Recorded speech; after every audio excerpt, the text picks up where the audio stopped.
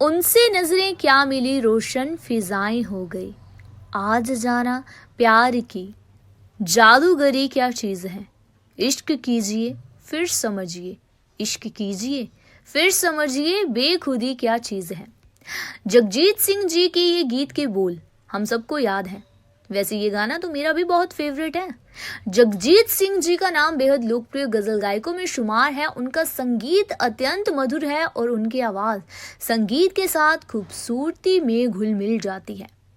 उनकी गजलों ने ना सिर्फ उर्दू के कम जानकारों के बीच शेर व शायरी की समझ में इजाफा किया, बल्कि गालिब, मीर, मजाज, जोश और फिराक जैसे शायरों से भी उनका परिचय कराया। जगजीत सिंह जी को सन 2003 में भारत सरकार द्वारा कला के क्षेत्र में पद्मश्री भूषण से सम्मानित किया गया। अगर हम उनके संगीत के सफर के बारे में बात करें तो बचपन में अपने पिता से संगीत विरासत में मिले। गंगानगर में ही पंडित शगन लाल शर्मा से सानिध्य में 2 साल तक शास्त्रीय संगीत सीखने की शुरुआत की। आगे जाकर सैन्य घराने के उस्ताद जमाल खान साहिब से ख्याल ठुमरी की बारीकियां सीखी। पिता की ख्वाहिश थी कि उनका बेटा भारतीय प्रशासनिक सेवा में जाए, लेकिन जगजीत सिंह पर गायक बनने की धुन सवार थी। कुरुक्षेत्र विश्वविद्यालय में पढ़ाई के दौरान संगीत में काफी दिलचस्पी देखकर कुलपति प्रोफेसर सूरज भान ने जगजीत सिंह जी को काफी उत्साहित किया और उनके ही कहने पर मुंबई आ गए और यहाँ से उनके संघर्ष का दौर शुरू हुआ। वे पेइंग गेस्ट के तौर पर रहा करते थे और विज्ञापनों के लिए जिंगल्स गाकर शादी समारोह वगैरह में जाकर रोजी रोटी का गुजारा कर रहे थे। ऐसे में अगर हम बात करें आम आदमी की गजल की, तो जगजीत सिंह जी ने गजलों को जब फिल्मी गानों की तरह गाना शुरू किया तो आम आदमी ने गजल में दिलचस्पी दिखानी शुरू की, लेकिन गजल के जानकारों की बोहें टेढ़ी हो गई। खासकर गजल की दुनिया में जो म्यार बेगम अख्तर, कुंदन लाल सहगल, तलत महमूद, मेहदी हसन जैसों का था, उससे हटकर जगजीत सिंह जी की शैली शुद्धतावादियों को रास नहीं आई। दरअसल ये वह दौर था जब आम आदमी ने जगजीत सिंह, पंकज उदास, सरीखे गायकों को सुनकर ही गजल में दिल लगाना शुरू किया था। दूसरी तरफ परंपरागत गायकी के शौकीनों को शास्त्रीयता से हटकर नए गायकों के ये प्रयोग चुभ रहे थे। आरोप लगाया गया था कि जगजीत सिंह ने गजल की प्योरिटी और मूड के साथ छेड़खानी की, लेकिन जगजीत सिंह अपनी सफाई में हमेशा कहते रहे हैं कि उन्होंने प्रस्तुति में थोड़े बदलाव जरूर किए हैं, लेकिन लफ्जों से छेड़छाड़ बहुत कम की है। और ऐसे में कई मौकों पर गजल के कुछ भारी भरकम शेरों को हटाकर इसे 6 से 7 मिनट तक समेट लिया और संगीत में डबल बास, गिटार, पियानो का चलन शुरू किया।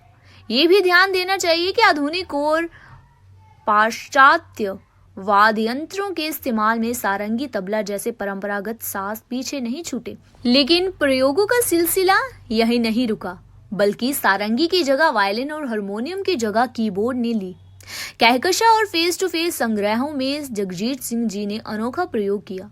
दोनों एल्बम के कुछ गजलों में कोरस का इस्तेमाल हुआ। विनोद खन्ना, डिम्पल कपाड़िया अभिनीत फिल्म लीला के गीत जाके काटी सारी रैना में गिटार का अद्भुत प्रयोग किया गया। जलाल आगा निर्देशित टीवी सीरियल कहकशा के इस एल्बम में मुजाज लखनवी की आवारा नज्म ए गमे दिल क्या करूं, ए वहशते दिल क्या करूं, और फेस टू फेस में दैरो हरम में रहने वालों में खारों में फूट न डालो बेहतरीन प्रस्तुति थी। जगजीत ही पहले गजल गुलकार थे जिन्होंने चित्रा के साथ लंदन में पहली बार डिजिटल रिकॉर्डिंग करते हुए बियॉन्ड टाइम एल्बम जारी किया।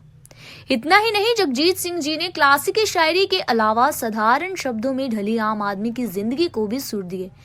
अब मैं राशन के कतारों में नजर आता हूँ, अपने खेतों से बिछड़ने की सजा पाता हूँ, मैं रोया परदेस में, माँ सुनाओ मुझे वो कहानी जैसी रचनाओं ने गजल ना सुनने वालों को भी अपनी ओर खींचा।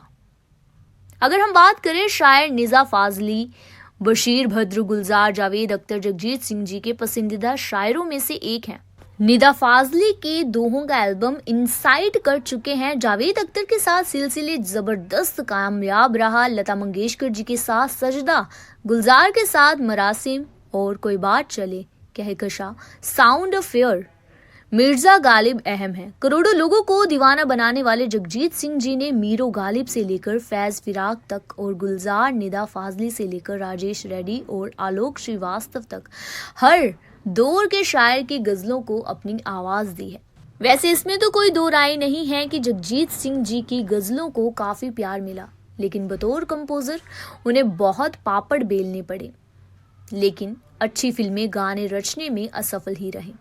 उनकी सराहना आवाज दिल की गहराइयों में ऐसी उतरती रही मानो गाने और सुनने वाले दोनों के दिल एक हो गए हों। तो ये तो था गजल गायकों के लोकप्रिय संगीतकार जगजीत सिंह जी की जिंदगी का ये सुहाना सा सफर।